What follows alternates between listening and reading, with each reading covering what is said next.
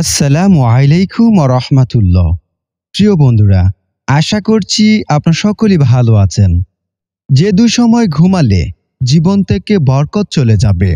অনেকে এমন আছেন, দিন দিন জীবন থেকে সুখ শান্তি আয় উন্নত কমতেই থাকে। কেন কমে এটা অনেকে বুঝতে পারে না।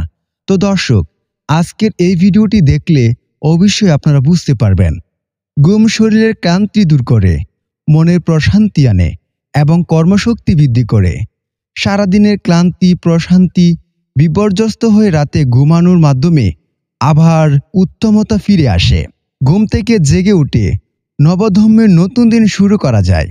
মহান আল্লাহ বন্দার আরাম ও শান্তির জন্য ঘুমের নিয়ামত দান করেছেন। আল্লাহ তাআলা বলেন, তোমাদের ঘুমকে করেছি বিশ্রাম আর করেছি রাতকে আবরণ। সূরা নাবা আয়াত 9 থেকে 10।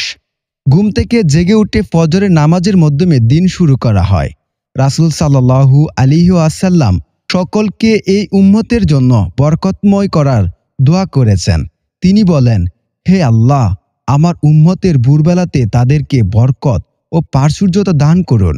সুনানে তিরমিজি হাদিস নাম্বার 1212।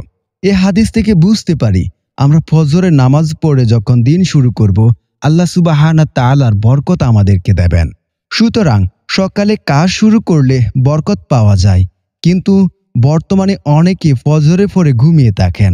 কেউ আবার ফজরের নামাজই পড়েন না। অথচ রাসূল সাল্লাল্লাহু আলাইহি ওয়াসাল্লাম বলেছেন, একাধিক হাদিসে এশার পর তাড়াতাড়ি ঘুমিয়ে যেতে বলেছেন। হাদিসে এরশাদ হয়েছে, হযরত রাসূল সাল্লাল্লাহু আলাইহি ওয়াসাল্লাম এশার নামাজের পূর্বে ঘুমানো এবং নামাজের পর অহেতুক গল্পগুজব করাকে খুব অপছন্দ করতেন। সহিহ বুখারী 514 নম্বর হাদিস। তাড়াতাড়ি ঘুমানো অনেকগুলো উপকারিতা রয়েছে। এর মধ্যে অন্যতম হল ফজর নামাজের জন্য খুব সহজেই পূর্ণ শক্তি বা সঞ্চলতার সঙ্গে জাগ্রত হওয়া যায়। শরীরের আরামবোধক হয়, কেননা দিনের ঘুম রাত্রের ঘুমের ঘাটতি পূর্ণ করতে পারে না। পরবর্তীতে আলেমরা ফজরের পর ঘুমানোকে মাকরুহ বলে মনে করতেন। হযরত উরওয়া ইবনে জুবাইর রাদিয়াল্লাহু আনহু তার সন্তানকে ভোরবেলা ঘুমানোর ব্যাপারে নিষেধ করেছেন। হযরত উরওয়া রাহিমাহুল্লাহ বলেন, আমি যখন কারো সম্পর্কে শুনি সে ভোরবেলা ঘুমায়, তখন তার প্রতি আমার আগ্রহ হারিয়ে ফেলি। সকালবেলা আল্লাহর পক্ষ থেকে রিজিক বন্টন করা হয়, তাই এ সময় ঘুমিয়ে থাকলে আল্লাহ তাআলার বন্টন থেকে বঞ্চিত থেকে যেতে হয়। এ বিষয়ে হাদিসে এসেছে, হযরত আব্দুল্লাহ ইবনে আব্বাস রাদিয়াল্লাহু আনহু তার এক সন্তানকে ভোরবেলা ঘুমাতে দেখে বলেছিলেন, উঠো, তুমি কি এমন সময়ে ঘুমিয়ে আছো যখন রিজিক বন্টন করা হচ্ছে?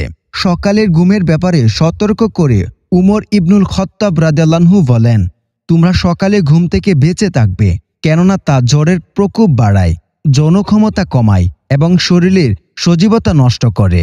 তো দর্শক, বুঝতেই পেরেছেন, আমরা যখন সকালে ঘুমিয়ে থাকি তখন আল্লাহ সুবহানাহু ওয়া তাআলা ফজরের পর মানুষকে রিজিক বন্টন করে দিয়ে থাকেন।